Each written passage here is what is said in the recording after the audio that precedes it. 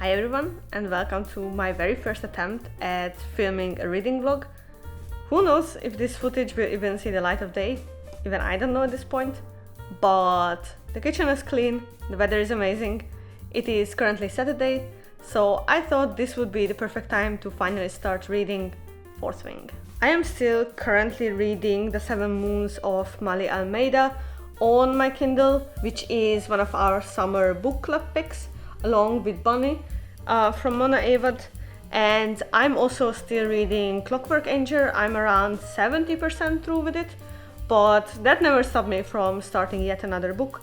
And I've been itching to start The Fourth Wing ever since I got it in the mail from Waterstones, finally in English. So I thought I could just take you along and also add some comments along the way. But before we do that, let's put on some sunscreen and let's put on my sunglasses because it's like a bajillion degrees outside. I opened the sun umbrella, but I still think it's gonna be like really hot outside. So let's see how long we will last. If it's too hot, then I will just come back in and just read on the couch.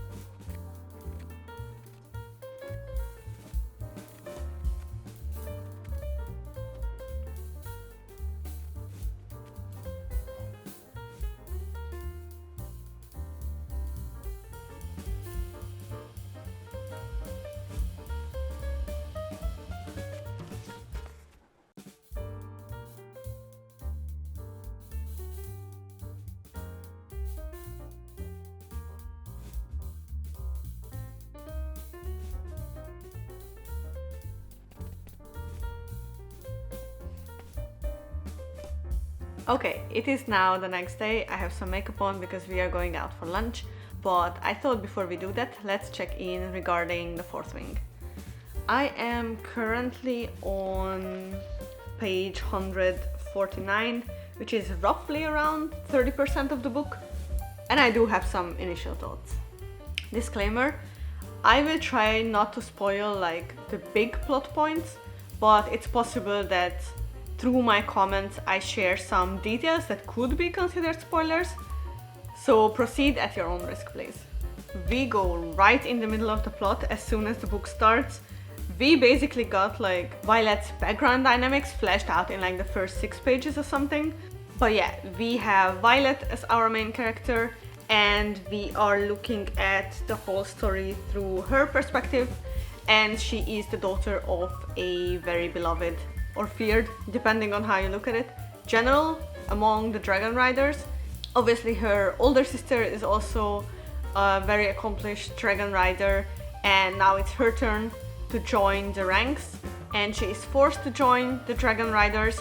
We haven't really got an explanation on why her mother insisted that she should join, and it is a little bit funky because in every turn they mention how dangerous it is. And I'm at 150 pages in, and the mother's character kind of disappeared as soon as she entered the school. So let's see how that will work out. What I really like about the book actually is that we are getting the explanations on how the world works through the classes that Violet attends, and also she herself knows a lot already and she's sharing it with other people, other students. and through those dialogues we basically got a lot of background information on what is the war that is waging around them, or how are the kingdom politics, and basically a lot of the lore surrounding the dragons is also explained through either dialogues or through the teachers explaining it in classes, which I find to be just refreshing rather than just reading like the narrator explaining it and we are like, ah, okay, we as readers are like, ah, okay, so that's how it's supposed to go.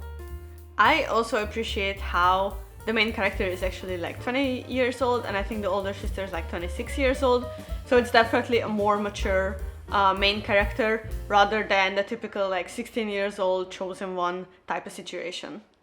That being said, this book so far in 150 pages still plays with a lot of cliches. Like, the main character is called Violet, she's the daughter of this general, and like everybody either hates her or like idolizes her low-key because of her mother, and obviously she has a hair color that like makes her stand out, and everybody is like either commenting on it or telling her to like cut her hair, blah blah blah blah. So it's like the typical things. Also, the love interest so far, the love interest plural, so far is also very cliche. Like, there is the kind, gorgeous childhood best friend kind of situation, and then there is also the new guy who is like dangerous and sexy, and obviously Violet is being warned off of like even getting close to him. But yeah, so he's basically this like broody character who is like, oh, don't get close to him, yada yada. Of course, there is also some sparring as love language, top tier in my opinion.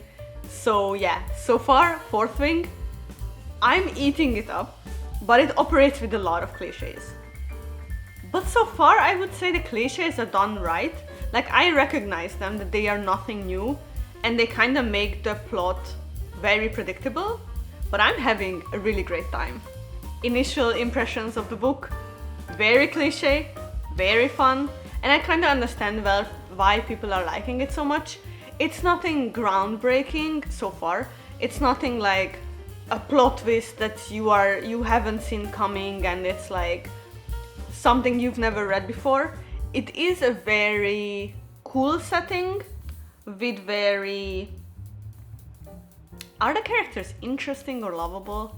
I think it's a little bit like cliche, so you know what to expect, but that doesn't take away the fun from reading it, if that makes sense. Okay, I will do a next check-in when I'm roughly at halfway point or even a little bit after that. So let's see how my perception changes.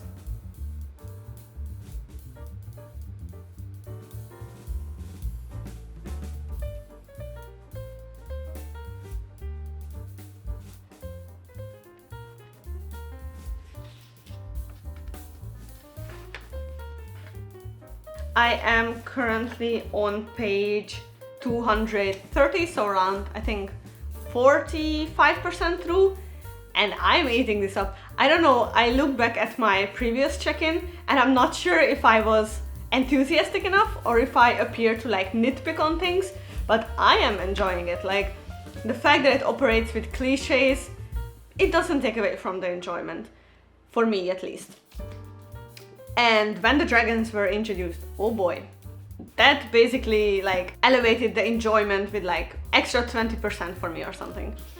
So I'm really excited to get back into this and hopefully finish it soon. I have the wedding of my best friend on Saturday and we're already going there on Friday. So I hope to finish it by then, and I'm gonna vlog how I read the rest of it and also my comments along the way. Let's go.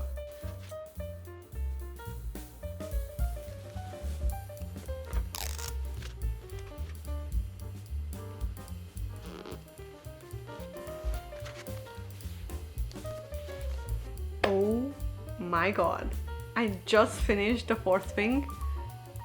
The last 60 pages like broke my heart into a million pieces and then put it all back together. Let's talk about it. I think in my last check-in I mentioned how basically the introduction of the dragons made everything better and how the characters were rather cliche, but cliches done well. And to be honest, I feel like that was true basically all throughout the book. Let's say the fantasy plotline did drag a little bit in the middle, like around 60-70%, because suddenly the emphasis was more on the romance side of things, but I did not mind that. The romance was top tier in my opinion. Like you can see, I tried to mark everything that was like romantic scene in yellow and all the plot details that I deemed interesting in gray, and you can see which part is winning in terms of majority of the annotations belong to the yellow little stickers. There were a lot of tropes in the book which I think a lot of people would enjoy, so if you want to pick this up because of the romance but you're unsure that it might be too fantasy heavy, I recommend it just for the tension, the yearning, and the kind of forbidden love romance tropes. We dropped very fast into the main characters lusting over each other, so the book is definitely on the more spicier side. Do with that information what you will. Going back to like the main plotline, I honestly appreciated that we got the information that time has passed, because I feel like a lot of the times we have in fantasy books, the main characters go through this incredible transformation in just a few days, and it kind of makes you question like, is this even realistic? But in the Fourth Wing, we are basically following Violet's journey throughout multiple months, and it also gave a more realistic picture of how she developed herself during that time. It's funny that it says on the back that readers of Sarah J. Maas and Leigh Bardugo will flock to this fun. I felt like the vibes I got from it were more, for example, The Serpent and The Wings of Night, in a sense that Violet is also pretty much fighting for her life all throughout the book, and she's also injured a lot. So the headspace of Violet was very similar to the main character of The Serpent and the Wings of Night. If I have to compare it to one very popular book talk book, I would say to me it gave off a little bit of Atlas 6 vibes, in a sense that most of the focus was not really on like the plot or the lore, even though I think in the Fourth Wing they did a good job of building it up and making it interesting, but most of the focus was on the characters themselves and their relationship with each other. I would be super interested to see a poll. All the people who liked Atlas 6, for example, did they like the Fourth Wing as well? And all the people who didn't like Atlas 6, I would assume they also didn't like the Fourth Wing, because I would say this, if someone is looking for like a very plot heavy book, they won't find it in Fourth Wing. I would say this is like very heavy on vibes and also a lot on the romance plot. On the front of the cover we have a Jennifer L. Armentrout quote which says, "Brutal games, grumpy dragons, and sizzling sexual tension." And I feel like that encompasses the book rather accurately. I would say the book is like 30% grumpy and sassy dragons, 30% Violet trying to survive in a dragon riding school, and 30% of the main character just having the hots for each other and not being ashamed about it. And maybe 10% actual word and lore building. To me, this book was like top tier vibes. I felt like the plot didn't really progress all that much, and then the last 60 pages like speedrun all the emotions known to humankind. For me, Fourth Wing was definitely a 5-star read, not because it's a perfect book, but because I had such a great time with it. Like, it has been a while since a fantasy book like pulled me in so much and made me this excited to read more about the characters and to see where the adventure takes them. I cannot wait for November when the sequel is gonna come out, because a lot of the things are left unexplained. So I'm very curious, what does Rebecca Yarros do with all these little plot details that we are still waiting on to be revealed. I know my rambling was a little bit all over the place in this reading vlog, but I hope you enjoyed watching it. I hope you enjoyed Fourth Wing. Let me know in the comments below what is your take on Atlas 6 and Fourth Wing, and if you feel like the same audience who is a big fan of Atlas 6 did also like Fourth Wing because of the same vibesy focus. And yeah, just let me know if you have any recommendations after Fourth Wing, because I feel like I'm going to head into a little bit of a fantasy hangover, so I think I will turn to more contemporary reads after this one. Alright, thank you for watching this little reading vlog. It was my first one.